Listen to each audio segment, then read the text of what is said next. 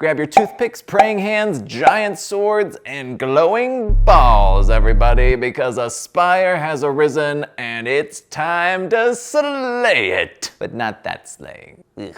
Before we embark on this journey, I've got to level with you. Got to get this off my chest.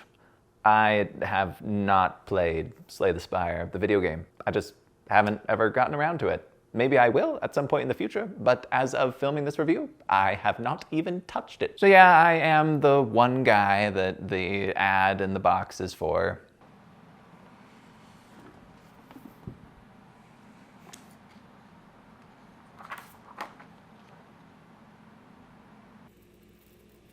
I'm not seeing any spires. I did manage to play the game with some devotees of the video game. They had like, I don't know, 1,000+ hours logged on the game between them. And they said that the video game is just like the board game, or I guess the board game is just like the video game. The numbers are just way smaller, which is actually really great because apparently, like looking at Reddit, the numbers in this game can get pretty big. We could have been shuffling around 1.6 billion poison counters, and that would have been terrible. Slay the Spire, the board game, is shaping up to be one of the biggest releases of 2024, and let's be real, by this point you have heard probably about a dozen other people talk about it, and they've all said that it's really, really good. At least I have. All of their videos, though, left me feeling skeptical, like, could it really be that good? So of course I had to go pick up a copy for myself, bring it home, and test their claims to the maximum. And yeah, actually, it really is that good. But I have some thoughts. Before we get into those, however, let's spill the guts of this big old box and have a look at them. You're an adventurer. Congratulations! This means you get to carry around a sword and murder people for money. But wait, I smell something. And it ain't Old Spice. Something evil. A spire full of lice with a cardboard box thing at the top? This cannot be tolerated. Adventurer, you know what to do. Stop, hold on. You need your equipment. These spiry miscreants cannot be harmed with steel, but with cards. Cast cards at monsters. Work with your friends to expunge evil from the spire across 3 acts filled with progressively more difficult encounters, cleaning out rooms in the place like John Wickified housemaids and upgrading the cards in your deck as you go. Defeat the final boss at the very end of the 3rd act to unlock more stuff to use on your future runs, or just die halfway through the 1st act. That can happen too! That is the big picture summary of what Slay the Spire the board game is, which is apparently exactly what Slay the Spire the video game is too? Each game of Slay the Spire represents an attempt to clear all the rooms in the building from the bottom of the 1st act all the way to the top of the 3rd, with each act being made up of a series of encounters. These encounters can be campfires where you rest, merchants where you buy upgrades and equipment, or random run-ins with NPCs, but most of them will be combat encounters. Combat is where the slaying happens, and it's what you'll be doing for most of the time. As a matter of fact, Slay the Spire, the board game, can be best described as a string of combat encounters interrupted at intervals by the stuff I just mentioned. Every combat encounter, you and your friends will face off against a slew of enemies distributed among your character's miniatures. You'll start each turn with a hand of 5 cards and 3 energy. Starting with anyone, and in no particular order, you'll play cards from your hand, spending energy as required until all of you have run out of energy and can no longer play cards, at which point any surviving enemies will wreak havoc. Then you'll draw back up to 5, refill your energy, and go again. There are no defined turns in Slay the Spire. Instead, when the player phase of the turn begins, everyone just sort of plays cards and spends energy until they can no longer do either of those things.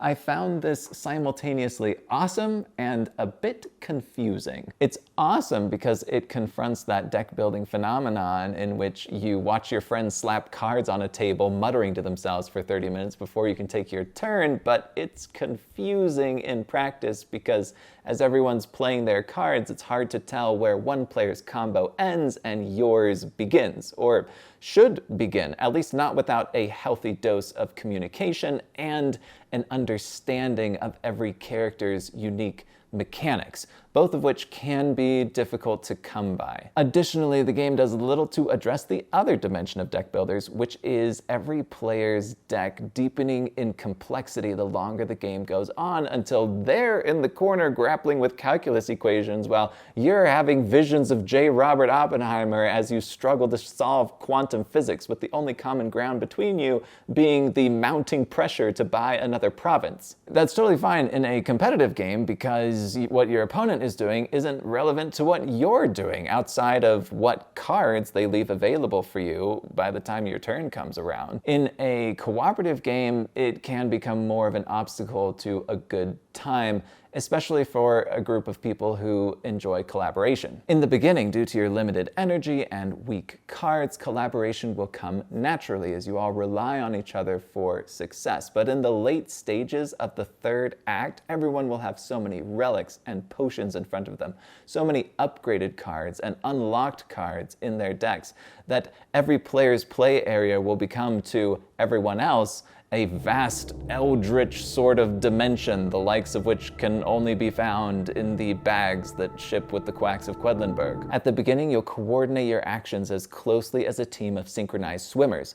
By the end, you'll each quietly play your cards, calculate the amount of damage you're going to do, report that amount of damage, move the cubes accordingly on all the creatures, then go fold paper airplanes and catch up on House of the Dragon while you wait for the defect to finish dealing all their damage. Because of this mounting complexity, the opportunity to weave your actions together in one big card combo Twizzler that has been inlaid into this game like gold on the hilt of a sword will largely go unexploited, at least until you come across encounters that are big enough and mean enough to force you to work together. That's not necessarily a bad thing. By the time you are waiting on everybody else, you'll already have taken your turn, and that's better than waiting around for everybody to finish before you can start it.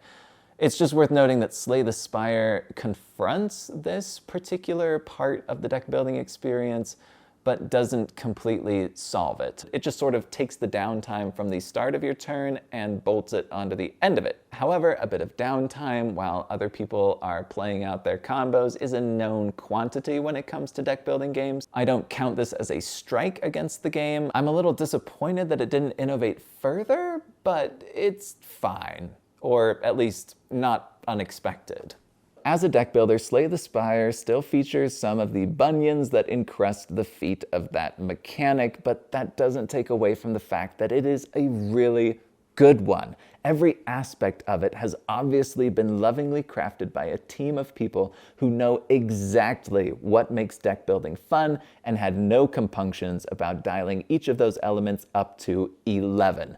The combos, dazzling. The upgrades, amazing and generously available. When you fire up your engine at the beginning of a combat encounter, you're not turning the key on a 4-cylinder, you're revving up a muscle car, and it feels amazing. Deck building games can sometimes feel slow at the start, like you're driving through some thick mud before you get on a paved stretch of highway. Slay the Spire launches you straight into the atmosphere of deck building goodness. At the end of each combat, you'll flip the top 3 cards of your character's unique rewards deck and select one to add to your player deck. No money or resource management required. You just pick the one that you think best suits your vision for your deck. This is easy and fun to do, not only because you don't have to dredge up the gold to get the cards you want, but because the combos are not buried in the game's arcane peripheries. Not only is every card easy to understand on its own, it's easy to see how it could complement other cards. Like looking at an assortment of Lego, it is effortless to perceive how they can all fit together into one masterpiece. If Slay the Spire, the board game, was a drink, it would be a fizzy, brightly colored soda, the perfect thing to reach for as a little treat at the end of a long day.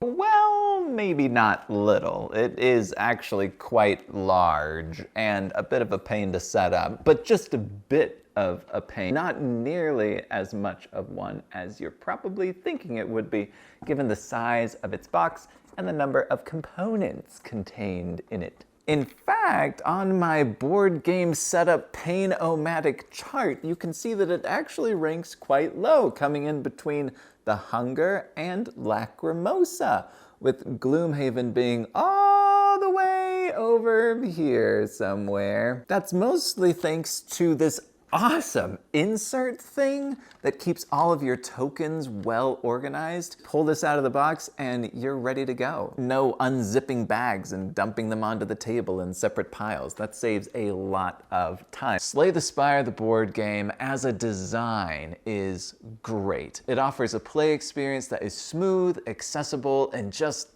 easy to like. Do I wish it had brought more innovation to the deck building mechanic? Do I wish that a full run could be reasonably completed in a single evening of play? Yeah, I do, but there's no denying that this is one of the most immediately likable boxes I have played in recent months. But should you buy it? It depends. If you love Slay the Spire, the video game, and you have up to 3 friends who also love Slay the Spire, the video game, and you all dream about playing it together in one cooperative slugfest, buy this box. You will love it to pieces. If you like deck building and you have 3 other friends who are fans of deck building, I'd say go for it, get it. The deck building in this game is amazing. If you are a deck builder lover yourself, but you don't have friends that share your special interest, I'd recommend checking out the video game. It will offer the experience you can get here for about 1/5 to 1/10 of the price. If you're curious about Slay the Spire, buy the video game first, save yourself $100. If you try it, you'll love it to death, and it fills you with the insatiable urge to play it with your friends. Go buy this box and put it in front of them, see what they think. And that brings us to the end of our review of Slay the Spire, the board game. Thank you so much for giving this video a watch. I hope you enjoyed it. I hope you found it informative. If you did, please give us a like or a comment down below. Bye!